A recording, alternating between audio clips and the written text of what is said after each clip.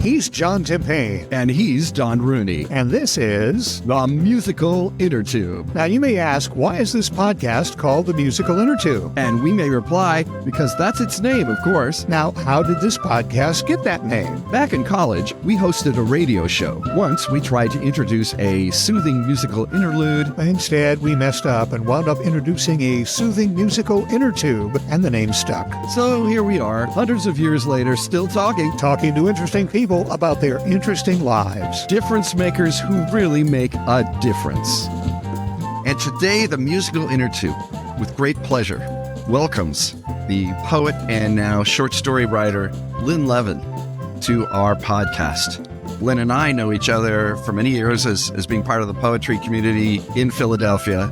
A tremendous poet, wonderful ear, and one of the funniest poets you're going to find. She's got a great sense of humor, although she also, her poetry really sticks with you and makes some good points, I think. And now she's extended this success story into her new collection of short stories, House Parties. And we are very, very pleased to have you, Lynn. Welcome to the Musical Innertube. Great to be with you guys. Thanks for having me. So, Lynn, talk us through how this collection came to be and how you came to put it out there. Have you always written short stories? Talk about you as a short story writer, as opposed to being a university teacher or a poet, another kind of writing. Talk about that. Well, it actually, they all kind of came together, John, because in about 2005, I got a class to teach at Penn. It was an intro to creative writing, and the class was part poetry, part fiction. And I'd never taught fiction writing before. So I was in a mild panic, and I asked a bunch of people, well, how do I teach short story writing? And they said, well, you read this text and that text, and they recommended, various craft books. So this was in 2005, and I followed the directions. I mean, of course, I had read a lot of short stories before, but I was basically following the directions about plot and character and complexity of character and tone and mood and dialogue and setting and all those things. And I put my kind of quirky sense of humor to it and decided to start practicing what I preached. And that was how it started. That's very interesting. And so step 2 is talking to us about, all right, so you started practicing the things that you were teaching your students. Did you find it difficult? Did you slip right into it? It's, short story writing isn't for everybody. And it certainly seems to have come, naturally to you, because this collection seems like it's a person who's written short stories for many years. Well, I've been reading short stories for many years, so that part really helped. I had some difficulty at first making a plot go, because plot means a lot to me. And I guess I had to strive to learn how to show my main characters in both their negative ways and their positive ways. And this is kind of a moral standpoint, to be compassionate and understanding of my characters. That was something I had to strive to do. Make sure I was understanding and sympathetic to them, not harsh to them. That was a commitment that I had to make. But many of these stories took years to really polish up. A couple of them took a very short amount of time. A lot of them took research. So, could you give us an example of one that took a long time? The Husband and the Gypsy. And also You Take Care Now, Mary Jones. Those two, they're both pretty long, and they have a lot of moving parts. Yeah, and what was it that you had to research, or what was it was it the moving part thing that you had to grapple with? In The Husband and the Gypsy, that's about Soviet Jewish immigration in late 1970s in Northeast Philly, but it also includes so that there was the politics of that, and also the how social workers worked with new immigrants. That was the big part of it. I actually talked to some people who were social workers, and how that how they've served that community. And then there is the main character is married to a virtuoso violinist who's in a chamber music quartet. And I had to learn, and I had a subscription to a chamber music society, and this particular group, the Alexander Quartet, was the mainstay of this series. And I was able to talk to the guys in the quartet, who were extremely nice, and ask them, what virtuoso piece should I spotlight in this story? And then what's another one that's a crowd pleaser piece, fast, sparkly, but not as demanding as Bach's Chaconne, which is the costume. So that was a lot of research. And then after they told me the names of these different musical pieces, of course, I listened to them online, and then I would read about them. That took a lot of research, because I'm not conversant at all with classical music. It's interesting, and I think this brings up a topic that is really good to talk about and dwell on for just a moment, is that, and it's not just limited to short stories by any means, but short stories certainly face the writer with the need to get smart about things.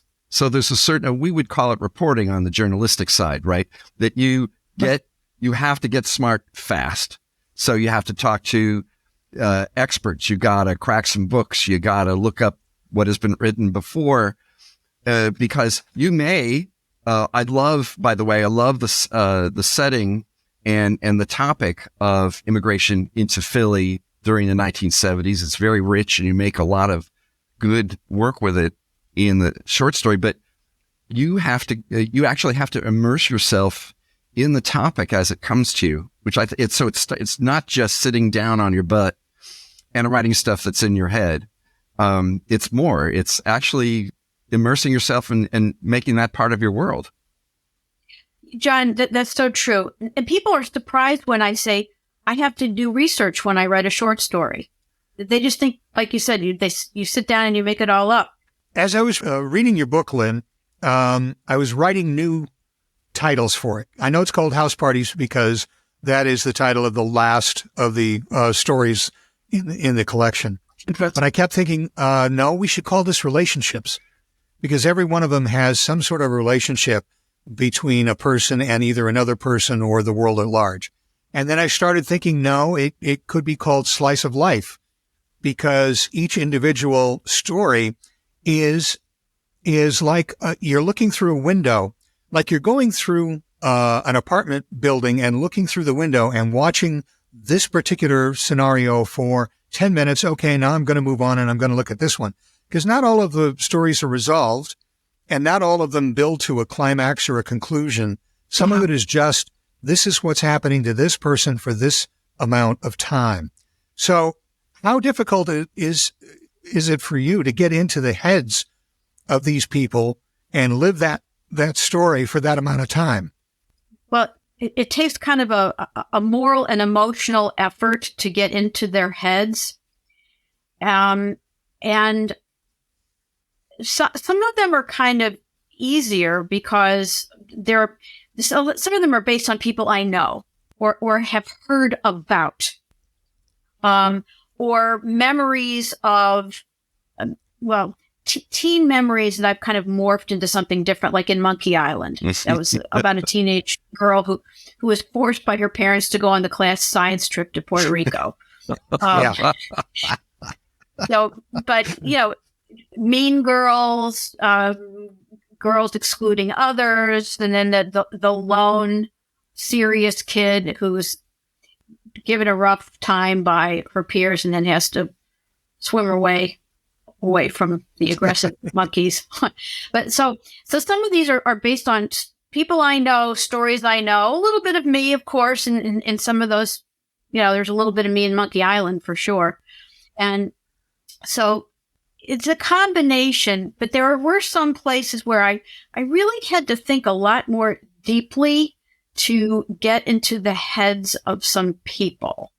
There are marriages or relationships between men and women that either go completely awry or start out awry and kind of come to a conclusion at the end. There are husbands and wives that see each other differently by the end of your story than at the beginning. There are also people who struggle with morals. There's a girl who has gone into a life of crime with a friend and now is completely going with a new name and a new social security number and getting out of that situation and reinventing herself. There's another gentleman who was involved in a car accident and ran away from it and is desperately trying to make this up in his head without actually making it up in real life. So yeah, there's an awful lot of complexity to these characters that I'm wondering how you arrived at. Again, is it all part of people you know, or just stuff that in the back of your head, hey, what would happen if this happened to me or this happened to somebody? Well, in the story Ever May Blair, that's about the guy Kenneth who does a hit and run. But that's really, the girl threw herself in front of the car. But still, he should have reported it and stayed with her instead of running away. And he tries to make it up to society by doing good deeds for the rest of his life. But it's never enough. There are no good deeds that are ever enough to do this. Yes. And so I had to think about, with Kenneth, I had to put myself in his head, thinking about his guilt. He's always trying to run away from his guilt by doing good deeds. Right. And that was difficult. And then I had to think of, that took research too. That took a lot of research. How do you repair a car after an alleged deer strike? He calls it a deer strike. And then what sorts of good deeds does this middle school vice principal do? And volunteer. One of his good deeds is to be a volunteer companion at a memory care rehab type of place. So then I had to research stuff like how much consciousness does a person have if they're in a coma? Right, yeah. What's going on in there? So there was like neurology that went into that. So some of that goes into, well, the research, the difficulty of thinking through Kenneth's predicament and how I can keep it going and keep giving him new things to do. New good deeds. Yeah. I think the marvelous thing about that story, I mean, it's a really marvelous story in many ways. His plan to make it up can't work for a couple of reasons. One you've already mentioned, which is, there's some things you can't make up once they exist. There's no balancing. And the other thing is that he's doing his makeup exercises, so to speak, in bad faith in the first place, because he's running away and not facing up. And it teaches us, you talked about a moral universe often, inhering in your stories. In fact, I think it always does in your stories. Part of, if there's a lesson in that story, I don't like to talk about stories having lessons, but at least one thing it makes you think about is the nature of facing up when you've actually done something wrong, which is not a human talent. Right. He's so afraid, John, I agree with you. He's so afraid of wrecking his reputation. And who's supposed to be, the guy who punishes kids or corrects kids for infractions at middle school? It's the vice principal, yeah, right? That's right. And there he is. So he just cannot bear to fess up to that, even though fessing up to it and admitting, I should have announced this to the police from the get-go. His ego is too frail, and he wants to protect his reputation so much that he can't bring himself to come forward. He almost does at the end, and then the leaden doors of his consciousness or his conscience locked down on him again. Yep. It's a delicious moment. You're thinking, is he going to do it? Is he going to do it? Is this going to, because I don't want to say anything as heavy-handed as salvation awaits and he doesn't take it, but it certainly would be a different life. You know. Maybe he will. Maybe in a couple of years he will. Yes, right. Tune into this podcast for part 2. Well, that's what I was saying with the slice of life thing I was talking about, is that there is a really resolution of that and a number of other stories. But again, it's just we're looking at a little moment in these people's lives, but we don't necessarily get a conclusion or a wrap up of how things happen in that, and a number of different other stories too. And I don't think that the stories, when you're writing them, you said plot was important to you, but I don't necessarily think wrapping up plot lines or getting to an ending was necessarily part of that. You're interested in plot and character for this particular point without necessarily trying to tie everything in a bow and that sort of thing. Yeah. Well, along the lines of that, one of the things I read about when I was learning how to write a short story is that you got to snip that timeline off at a certain point. And it can't go on and on. People's lives go on and on for years, but the narrative of a short story has a very specific timeline, and you just have to be like the hand of fate with the scissors and cut it off at a certain point. Otherwise, you'd be writing War and Peace or something like that, or Middlemarch. We'll be right back to our podcast, but first, here is a soothing musical interlude.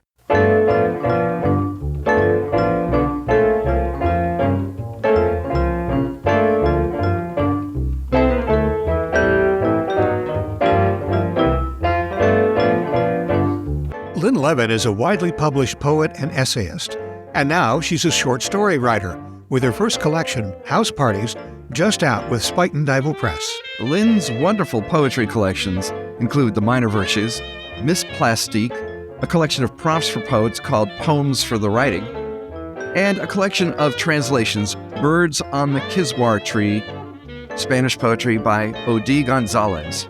She teaches writing and literature at Drexel University in Philadelphia, and she lives in Bucks County outside of town. Check out her website, lynnlevinpoet.com. And now, back to the musical Innertube, already in progress. The other thing I was interested in, too, is your writing style obviously reflects your poetry background. One of the stories you write is Tell Us About Your Experience, which is about a gentleman who refuses to answer the survey and is fired from his job because of that, which I agree with, because this is a universal thing, I think. Every time I have a service online, for days afterwards, I get the emails, how did we do? How did we do? And I delete all those because I don't want to spend some time, engaging in that. You either did it right or you'll never hear from me again. But I just wanted to read a passage here where Jim is described. 36 and single, Jim had the face of a man seen from a distance, the face of a man in a crowd. Bartenders overlooked him. When raising his hand at meetings, he was ignored. On the plus side, because he blended in, panhandlers left him alone, and he could tailgate after others at key card access stores. I have a picture of that guy right now, and I know exactly what he looks like and what he does for a living. And yeah, that does it in two sentences. That is brilliant, Lynn, I thought. Yeah, I want to add one to Don's. I just love, I really loved Sendings. I thought that was a really wonderful story. And I'm not going to tell everybody everything about it. I'm just going to say that one of the characters almost gets into a lot of trouble about something that she's doing. And she's doing this something. It's so beautiful how you talk about we can act out of revenge against individual people for individual acts, or we could just act out of revenge. And it's not really motivated by any understanding of the other person. You basically are saying this character had it and it was time for somebody to pay up. It didn't really matter who. I just thought that was one of the funniest things I ever read. And as this character gets worse and worse down the rabbit hole. At one point, she realizes that she's going deeper and deeper into dumb.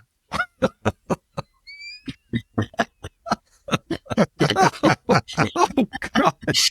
Yeah, because she's really kind of an intelligent. She's a well-read, intelligent person, and she's got that level of insight deeper and deeper into dumb. And when she's worried about going to jail for what she does, the first question on her mind is, would they bend her head down when they put her in a cop car? That's the first question on her mind. Oh, I'm sorry.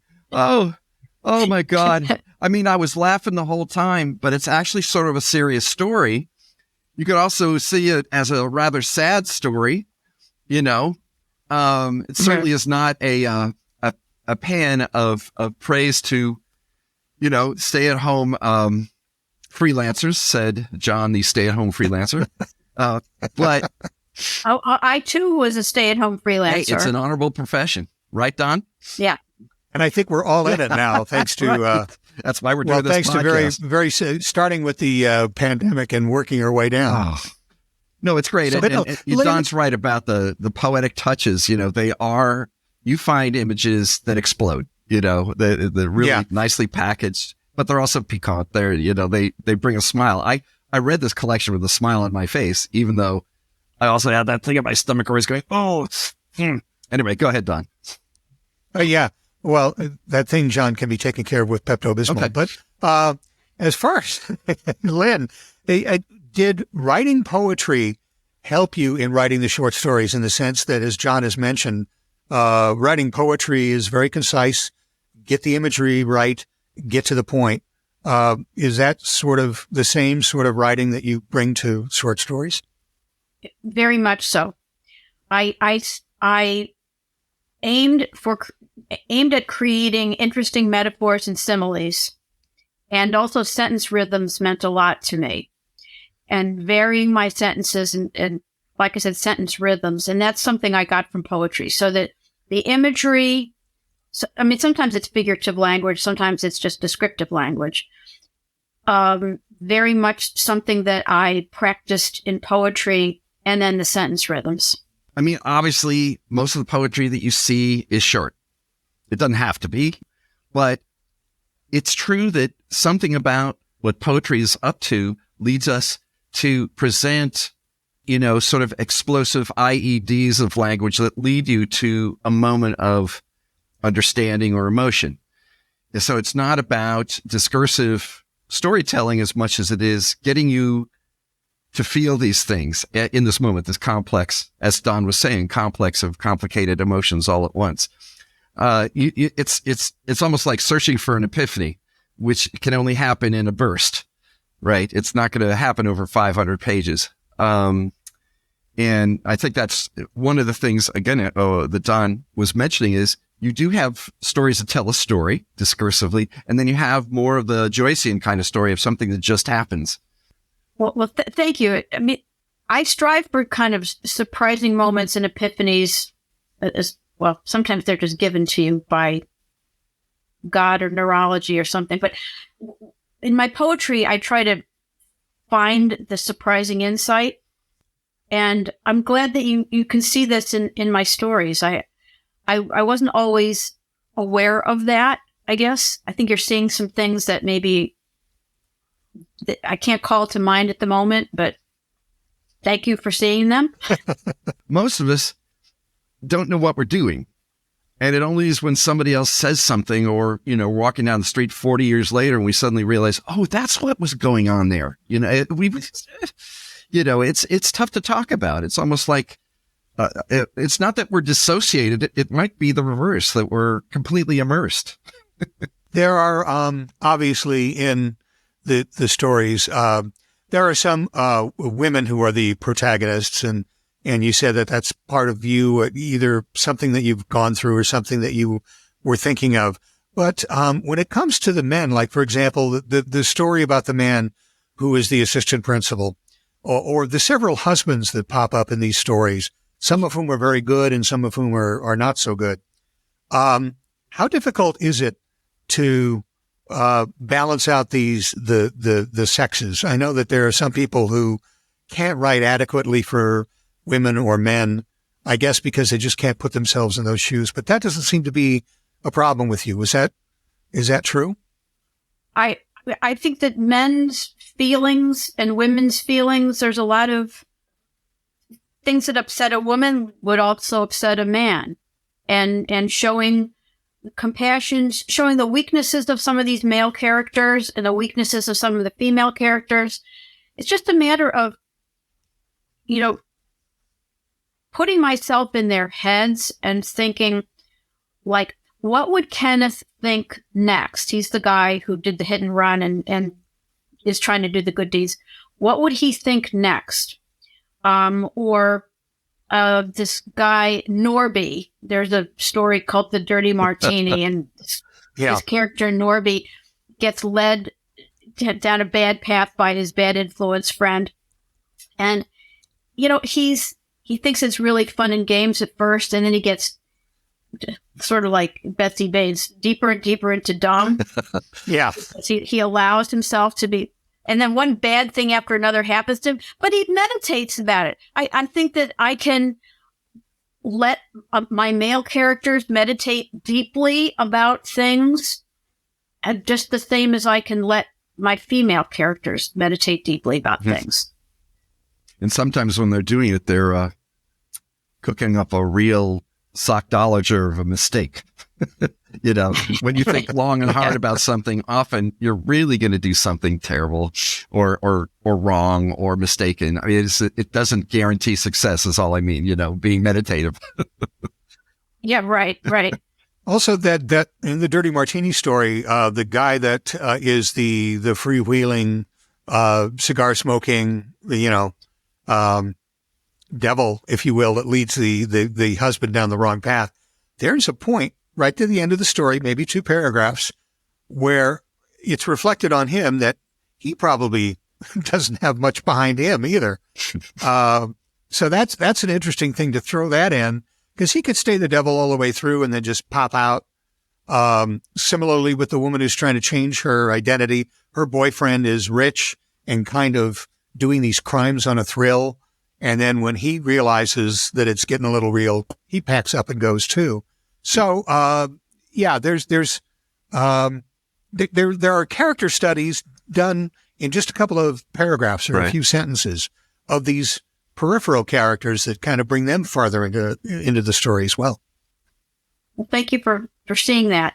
It's getting deeper, getting a little bit deeper into everybody is very important. Yeah. I mean, I really valued a moment when you say of one character, she bore no great animus toward a certain other character, merely a glancing sort of animus. Right, animus, but yeah. Right. But she's smart. She knows the word animus. I was just going to say, most of us don't know that. It's wonderful. And to understand that animuses come in shades. Is it animi? Animi, yeah. enemy, animorum. You have quite a few stories in here, and you said that it took years and years to put them together. Do you have more stories cooking up? Are we talking about a second volume?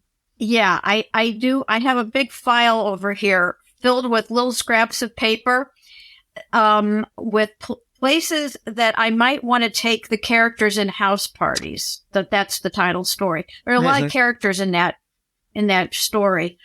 And I'm trying to get myself to the place where I really start fleshing them out. I have ideas for maybe three places where those different stories can go off in different tangents. Man. And if I did that, then it would be linked stories. Yeah, you might have a novel on your hands. I could. Our listeners really, they owe it to themselves to read these stories. And if you have a chance to just read them aloud, a lot of what we've been talking today is about the way that the sentences and the narration sounds in your head, or, you give, I know that very few people, not enough people read poetry aloud. And I know that almost nobody reads fiction aloud. So, this is a collection that repays reading aloud. It will make you smile twice as much. Thank you. Thank you. Thank you very much, Lynn. Lynn Levin, a wonderful poet. By the way, I hope you keep writing poetry too, please. Oh, I will. I have some in the works. Oh, look at you. Unbelievable. And it's going to be good. And these short stories are wonderful. Pick up a copy of House Parties, Spite and Dival Press at your nearest bookstore. If they don't have it, make them get it. Lynn Levin, thank you again for being on the Musical Innertube. My great pleasure, guys. Thank you so much for having me. Thanks, Lynn. And thank you for listening to the Musical Innertube. The Musical Innertube is available everywhere good podcasts are found. Listen on your favorite platform and give us a good rating. You can subscribe to the podcast on our website, musicalinnertube.com. There you can listen to all of our podcasts, see pictures and biographies of our guests, and contact us. You can even leave us a voicemail. And don't forget to leave your email address on our Talk to the Two page on the website, and we'll send you a preview of who's coming to talk with us by email, just so you're prepared. That's musicalinnertube.com. And as always, thanks to virtual band Car Radio Dog for our theme music.